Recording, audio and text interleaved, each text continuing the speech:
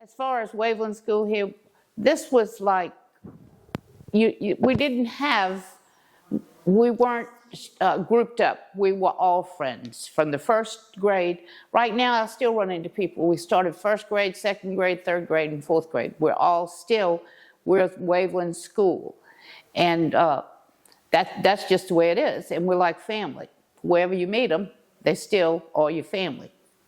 And I think that's one thing that we all learned in this area, that blood or no blood, you still are from this area. And I mean, Waveland was it's still a beautiful place to live. But as far as school, they were very strict.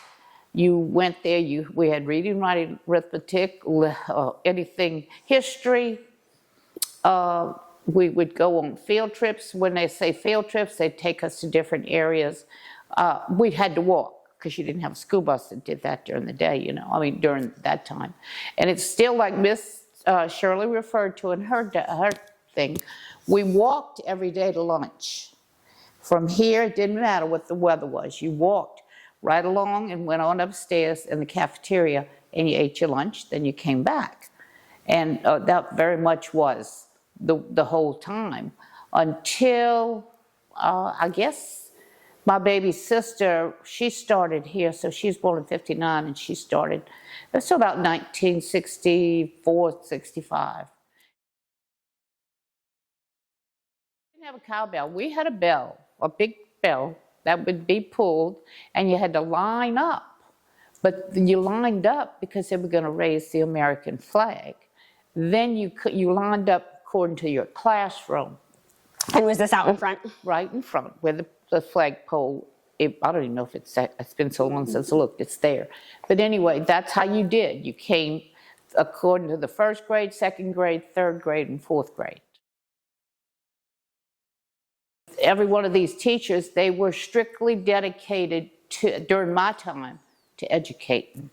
And that's what helped. So then they took, and that was my first grade. This was my second grade. In fact, being my last name was Yarbrough, Miss Dick used to line you up alphabetically, and I sat by that same window. That was my window. And then when you went to third grade, and then the fourth grade, and then after the fourth grade, we didn't have any little ceremony or anything. In fact, we didn't have the Mayfest. That was the year it ceased.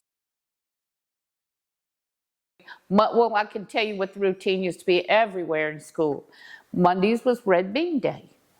It didn't matter, you were going to have red beans in this area. We went home every Monday night. We had red beans too, because Daddy thought you had to have red beans. Who was my favorite teacher? Whichever one taught me that year. No, that's not true. Probably Miss Mary Margaret and Miss Effie, the third grade.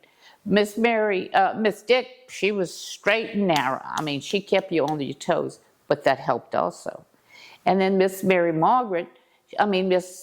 Perkins, she was a love too, though, but she would always remind you, I knew your daddy, I will call. They treated you like family at all times. It didn't matter who you were or anything.